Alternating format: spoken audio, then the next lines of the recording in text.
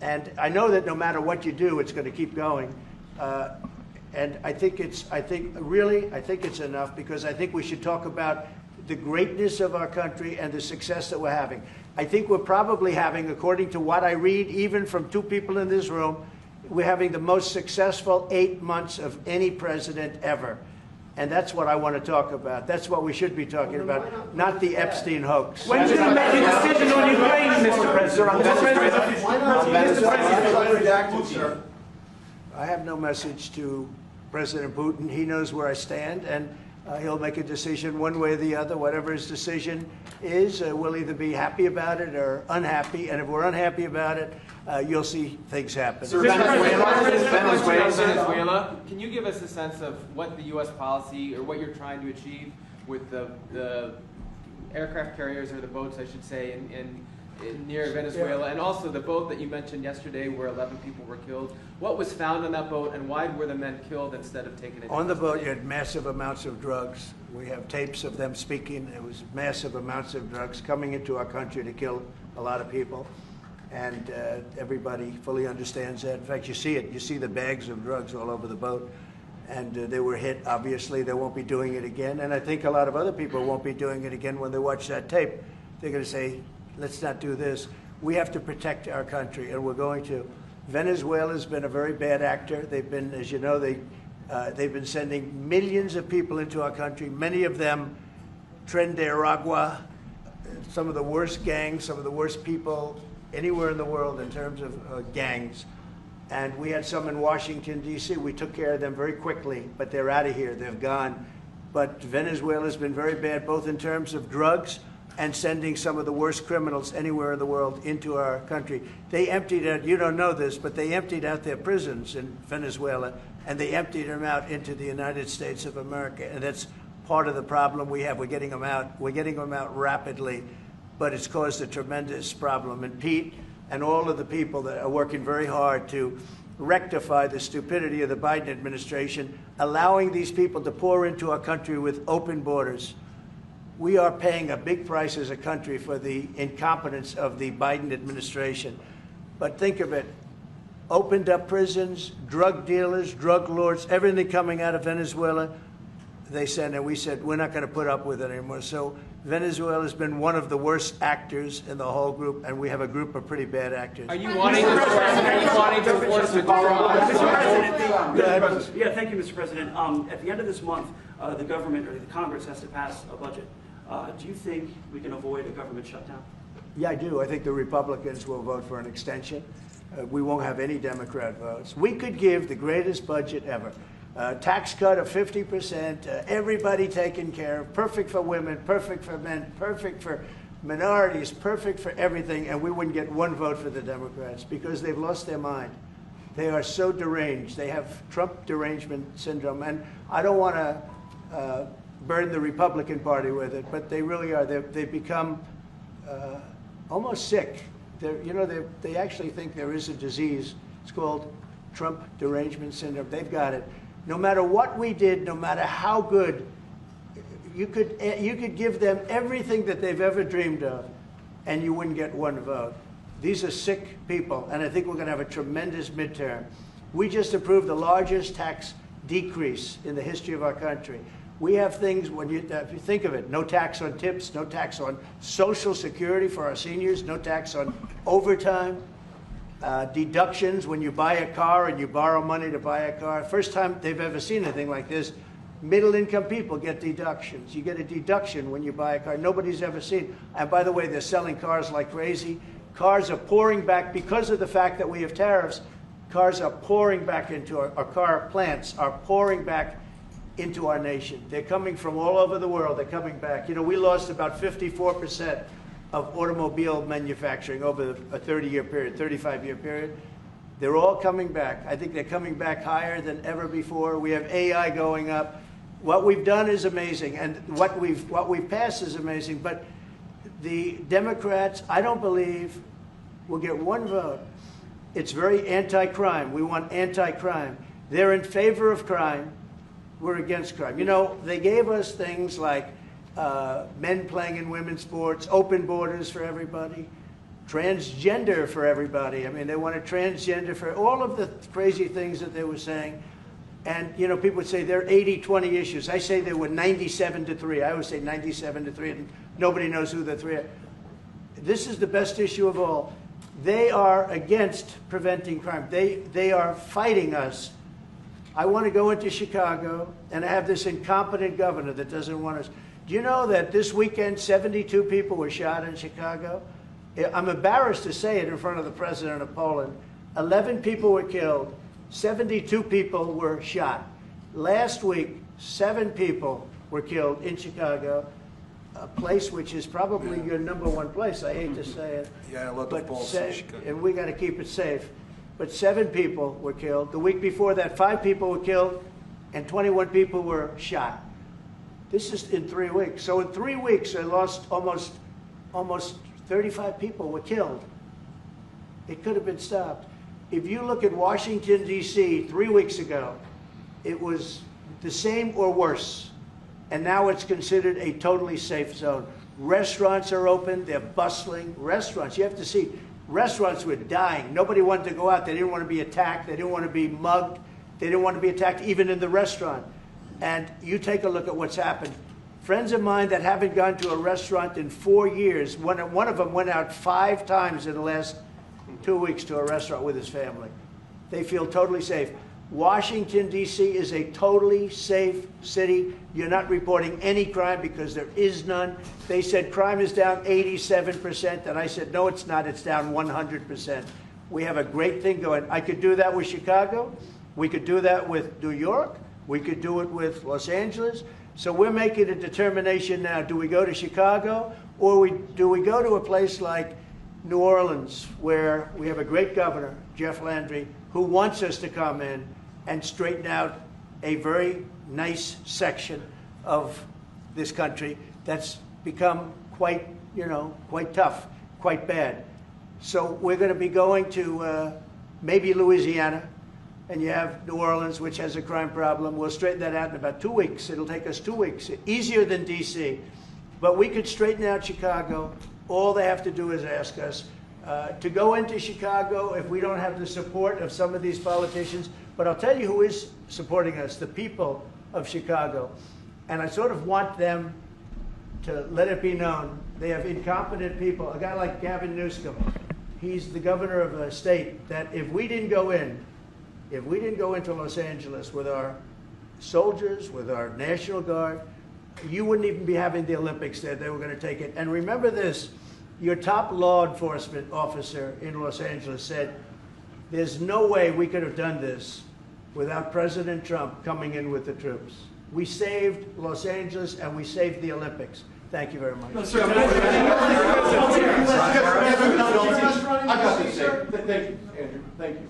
Mr. President, in regards to Gavin Newsom, would you be open to a congressional investigation in regards to the specific Palisades fire where it killed 12 seniors to see if there's any negligence on Gavin Newsom or Karen Bass in regards to those deaths? Well, I'll tell you, there's negligence on not getting people permits. That is negligent. We got all of the federal permits. Lee Zeldin, the federal permits are much more difficult. They were all gotten within 30 days. People could go build their houses.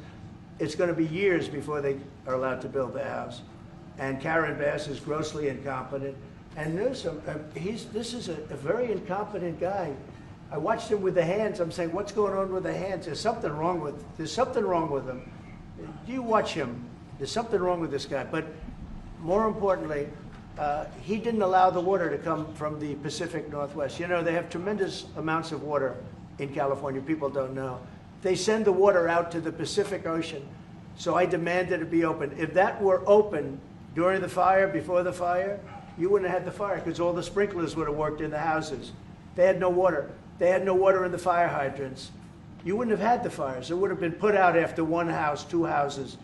But he stopped the water from coming in. And I had to send in the military to have that water opened after the fires. And now they have water, but he should have more because they've restricted, they still restrict it. There's something wrong with these people. There's something really wrong. As to investigation, I view it as a gross incompetence. I view it as an ideology that's wrong. It's a radical left ideology, and if I didn't win this election, I think our country, I believe you'd be here right now, and our country would be destroyed. Yeah. Mr. President Trump, thank you, sir. What are the most important branches of interest between Poland and U.S. in your opinion? Well, it's just the relationship we have. I think there's a great trust and a great, more than most countries, more than almost any countries. We have some in a category that's very special, and Poland is in that category. We have a very special relationship. It's like the question about the soldiers that was asked. We never even thought in terms of removing soldiers from Poland. We do think about it with regard to other countries, but we would never know. We're with Poland all the way, and we will help Poland protect itself. I would like to add something. Yeah, of course, security is most important also for our relation. And I'm a historian, as you know, maybe, Mr. President. Sure. I'm a historian, and this is the first time in Polish history, in 20th century and the 21st century, that the Poles are happy that we have foreign soldiers in Poland. So the American soldiers are the part of our society nowadays. We have almost 10,000 soldiers, and this is the signal to the whole world and also to the Russian Federation that we are together. But we are not like the Poland free riders in Europe and in NATO. Mr. President Trump knows it, because our GDP for military service achieved 4.7. So we are probably the one NATO nation which is on this level, and we will not stop.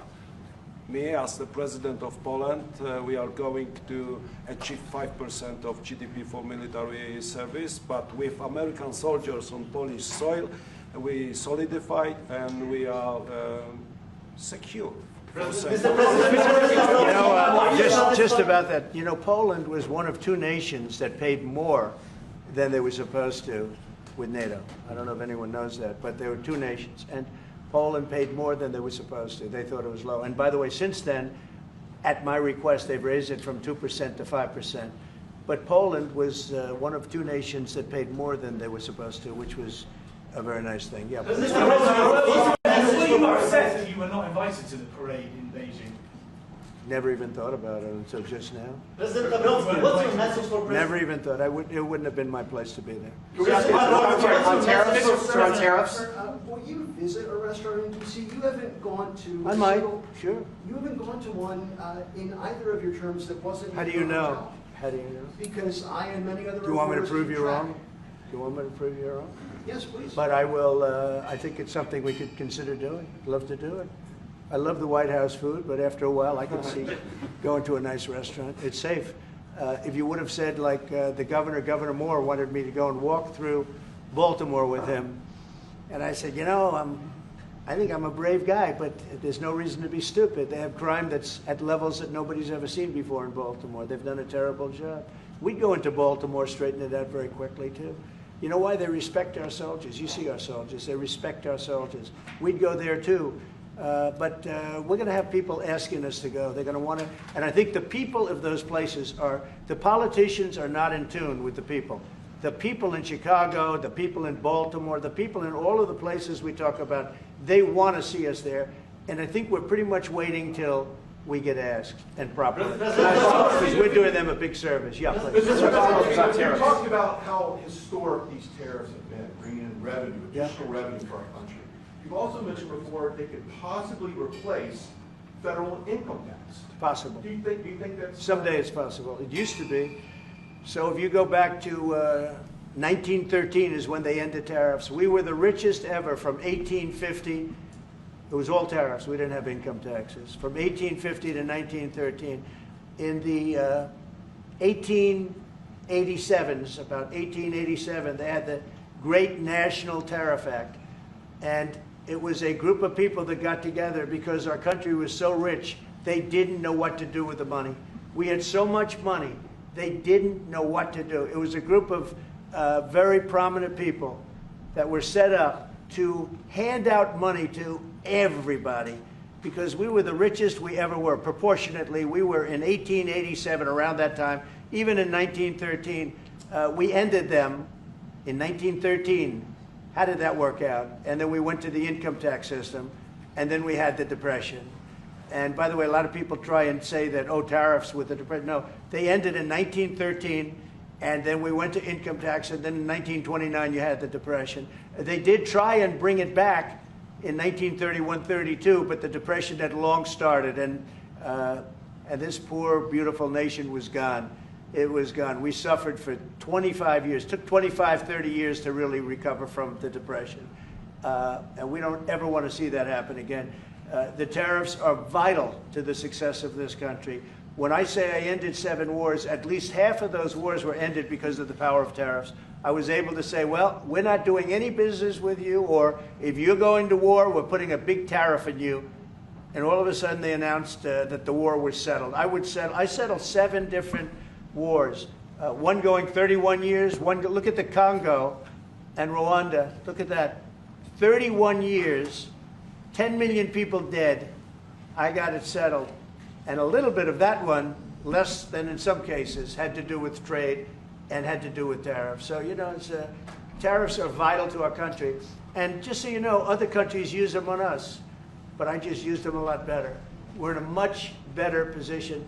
We have trillions of dollars coming into our country. If we didn't have tariffs, we would be a very poor nation, and we would be taken advantage of by every other nation in the world, friend and foe. We're not going to let that happen. And we have a very, very big case in the Supreme Court. I can only say this.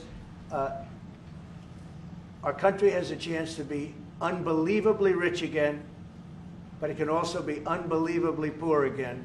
If we don't win that case, our country is going to suffer so greatly. What's the backup plan, sir? But I think we're going to have a big victory. Even if you look at the people that brought the case, they're foreign-oriented. They're foreign. Countries have taken advantage of the United States for so many years. And I started with China. You know, last term, I took in hundreds of billions of dollars in tariffs from China. But when COVID came, the last thing I was going to do is we're going to tariff France and Italy and, you know, others, Spain, when they were doing so badly. But now we made a deal with the European Union where they're paying us almost $1 trillion, and they're happy to do it. You know what? They're happy. It's done. These deals are all done. I guess we'd have to unwind them. We've done deals with Japan, with South Korea. We've done deals with many countries and others to come. And if we didn't have the power, prestige, and dignity of tariffs, and I used them wisely, and people respect America again, and we've become a rich country again. The money coming in is incredible.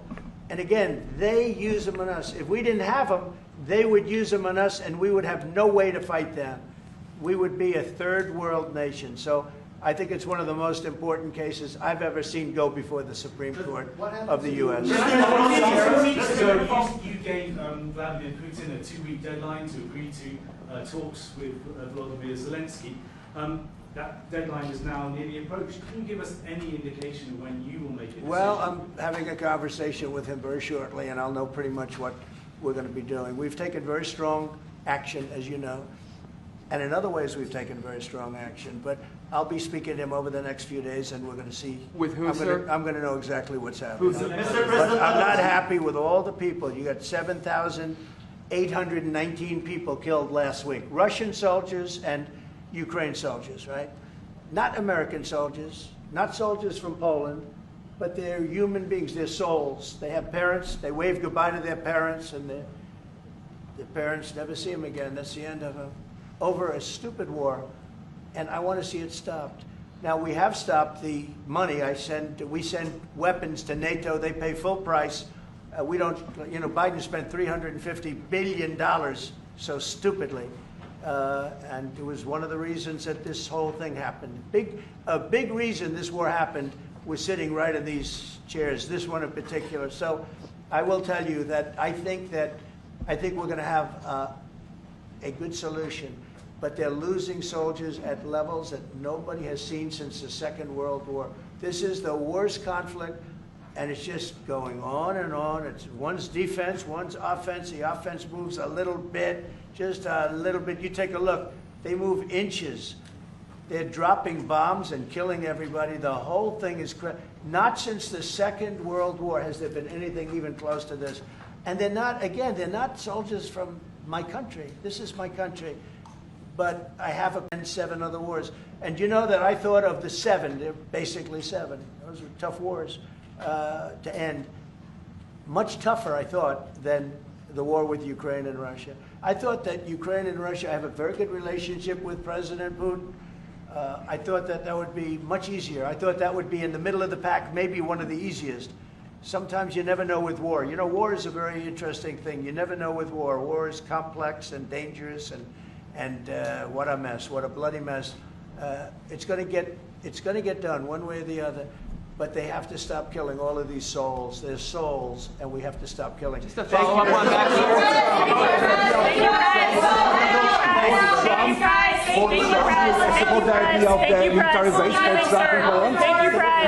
Thank you, press. Keep moving. Thank you. Out the door. Hey, guys, out the door. Thank you. Thanks, guys.